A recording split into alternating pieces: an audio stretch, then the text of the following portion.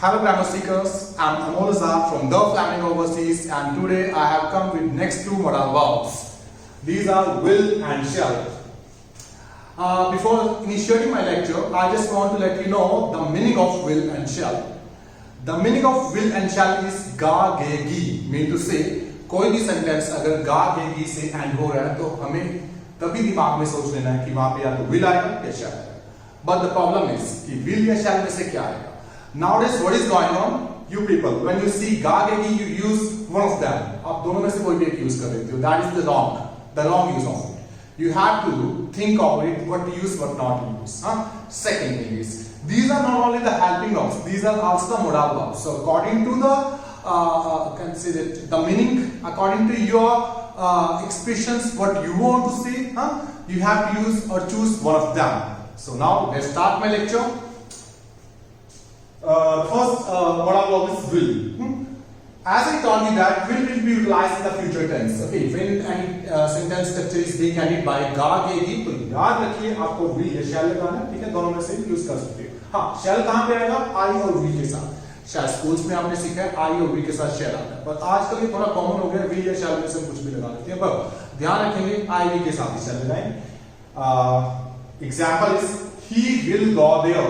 He मतलब वह, will गागेगी, go जाना, there वहां, वह वहां जाएगा. The next is shall. I shall meet you. I मैं shall. गागेगी meet मिलना, you तुम्हें. मैं तुम्हें मिलूंगा. So it was the first rule of using the will and shall. Now move with the second one. Sudden decisions. Whenever you have to go with any sudden decision, at that time period you have to use will there. कोई भी अचानक से एकदम decision लेना है. आप बैठे हो बेड पे, अरे मुझे मैं ये कर दूंगा, एकदम से उठ के, एकदम से बिना सोचे बिना समझे डिसीजन लेते हो. ठीक है, इंस्टेंट डिसीजन लेते हो. In that condition you have to use will, not shall. will याद रखिए. The example is it is too hard to work on this device.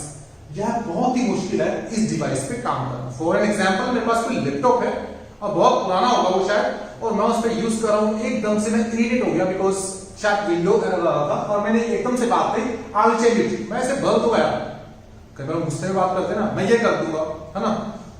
Cycle चला रहे हो, बाइक चला रहे हो, खराबी दे रहे हो, अरे मैं ऐसे बदल दूंगा बस घर जाते ही.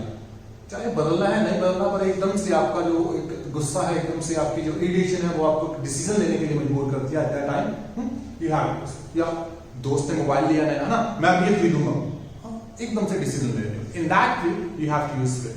Now move towards shall. Suggestions. Suggestions देनी नहीं है, एक बात और याद रखिए. आप लोग बोलते हो सजेशन, ये that is not suggestion, that is suggestion. Suggestions लेनी है, देनी नहीं है. आप देने के सेंस में नहीं आप इसे यूज करोगे. ठीक है, देने के सेंस में हमारे पास शुड है, मस्ट है, पर ये लेने के सेंस में है. जैसे कि इसका एग्जांपल क्या हो, आप बैठे हो घर पे और बोर हो रहे हो और मम्मा कहते हो मम्मा मैं क्या करूं. आईएलटीएस सेंटर में आप गए हो और आईएलटीएस कर रहे हो, आपने मॉड्यूल कर दिया लिसनिंग, आप रीडिंग के साथ हो चुके हो और आप एकदम से कहते हो सर मेरा लिसनिंग और रीडिंग का कांसेप्ट हो चुका है, अब मैं क्या करूं. सर आज मैं कहां जाऊं, अब मैं क्या पीऊं. Like these all are the ways like in which you have to use shall. Examples are where shall I go today. आज मैं कहां जाऊं, where कहां, shall गागेगी, I मैं, go जाना, today आज. What shall I do now. What क्या, shall गागेगी, I मैं, do करना, now अब मैं क्या करूं. ठीक है, in that situation okay you have to use like जब suggestion, ये मैं suggestion ले रहा हूं, I am asking the third person, अब मैं क्या करूं.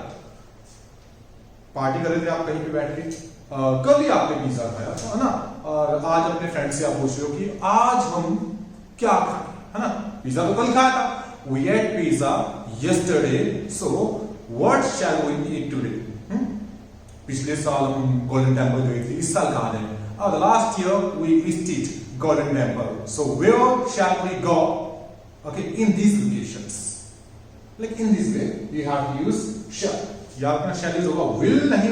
will अगर आप लगा लो where will I go today, उसका कोई मतलब नहीं बनेगा, उसका suggestion के तौर पर मतलब नहीं बनेगा, wrong हो जाएगा. याद रखिए राइटिंग और स्पीकिंग के अंदर आपने अपने भाव जो बताने हैं वो modal verbs से आपके बताएंगे. Now move towards the third place is of informal way. We say informal जब भी आप किसी से आस्क कर रहे हो, परमिशन ले रहे हो, या फिर आप उससे इन्फॉर्मल वे में आप उससे सजेशन लेने की, उससे हेल्प लेने की कोशिश कर रहे हो, ठीक है, परमिशन भी ले रहे हो, तो आप उस तरीके में विल यूज करोगे इन फ्यूचर। याद रखिए, विल यू हेल्प मी, क्या तुम मेरी सहायता करोगे, ठीक है।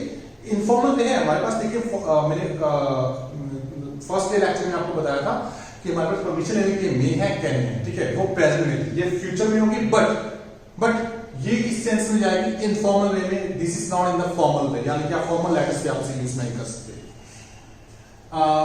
इन the case of shall use होता है हमारा प्रॉमिस में। आप किसी के साथ कोई भी प्रॉमिस कर रहे हो, आप एक छोटे बच्चे के साथ प्रॉमिस कर रहे हो कि भाई अच्छे से पढ़ो, मैं तुझे बाइसाइकिल लेके दूंगा, मैं तुझे ना कल पेन लेके दूंगा। अब आप इस सेंटेंस को दो तरीके से बना सकते हो। या तो आप इसे ऐसे कह सकते हो, dear I promise you I will buy a pen for you. तो मैंने यहाँ पे विल यूज किया, पर मैंने एक और वर्ड यूज किया, प्रॉमिस। आई प्रॉमिस यू, मैं तुमसे वायदा करता हूं, I will buy you a pen, मैं तुम्हें पेन लेके दूंगा। इसके बजाय हम इसे ऐसे बना सकते हैं, आई शैल बाय यू पेन। अब मुझे वो प्रॉमिस वाली सेंटेंस यूज करने की जरूरत नहीं है, क्योंकि शैल में ऑटोमेटिक और इसके अंदर खुद ही प्रॉमिस वाली भाव छिपा हुआ है। Then there is not need to write down I promise you I shall you buy a pen. No, सीधा लिखिए I shall buy you a pen. I मैं बाय खरीदना, यू तुम्हें, अ पेन और शैल हो गया वायदे वाली फॉर्म में टारगेट। मैं तुम्हें एक पेन खरीद कर दूंगा। Is that clear? Now the fourth thing is the fourth rule is strong determination. Strong determination mean to say जब आप पूरे ही मजबूत इरादे के साथ कोई बात करते हो, मैंने तो कनाडा जाना ही जाना है, मैं कनाडा जाऊंगा, मैं ये जॉब करूंगा, मैं ये खाऊंगा, मैं ये हेडफोन लूंगा। स्ट्रॉन्ग डिटर्मिनेशन है। इसमें आप इंस्टेंट डिसीजन नहीं ले रहे, आप बस कह रहे हो कि मुझे ये करना ही करना, मैंने ये करूंगा ही करूंगा। In that condition you have to use will. I will crack this exam, मैं ये एग्जाम क्रैक कर दूंगा, क्योंकि आप 100% श्योर और पूरे जोश के साथ भरे हुए हो, तो in that condition you have to use will. But in the case of shall, threat to ambition, जब आपको किसी को रोकना है और एक धमकी देगी, तब आप क्या करोगे? शैल के साथ नोट लगा दोगे, विल नहीं, नो शैल के साथ। You shall not speak here, तुम यहां नहीं थूकोगे। इट मींस कि आप उसे धमकी दे रहे हो, इसमें खुद ही धमकी छिपी हुई है। हाँ? सुनने वाला समझ आएगा कि अगर मैं यहां पे थूकूंगा ना, तो शायद मुझे कोई पनिशमेंट मिल सकती है, मुझे चार्जेस देने पड़ सकते हैं, ठीक है, मुझे कोई फाइन देना पड़ सकता है। तो शैल में खुद ही एक पनिशमेंट छिपी हुई है। आप इस सेंटेंस को इस तरीके से भी बना सकते थे, you will not speak here.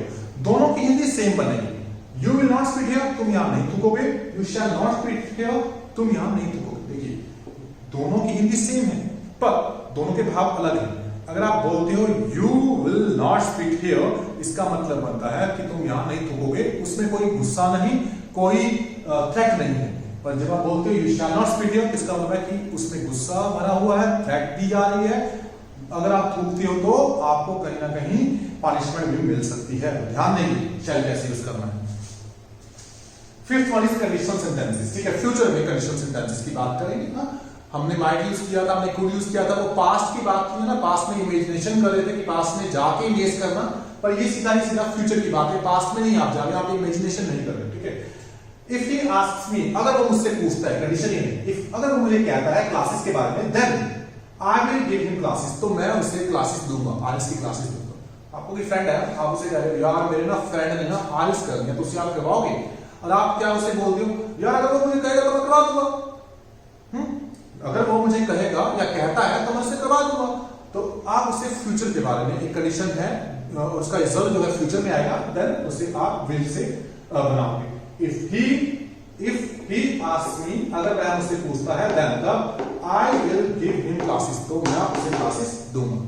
Now move towards shell, formal letters. Formal, अब एक शैल लिखना फॉर्मल वर्ड भी है। यू शैल पे फॉर एनी डैमेजेस, वही कहना नहीं कंसीडर होगी ये चीज, ठीक है।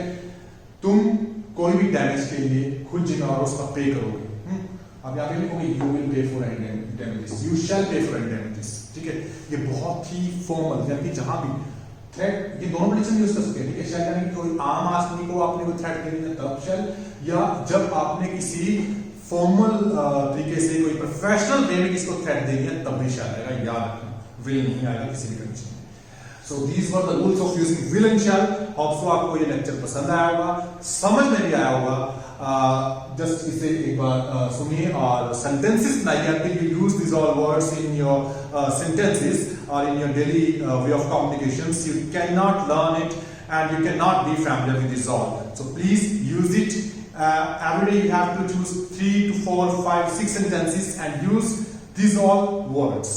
Thank you for listening my lecture, and if this lecture was valuable for you or is valuable for you, so please subscribe my channel, like this video, share the link of my videos of my channel with your friends through WhatsApp, Instagram or Facebook.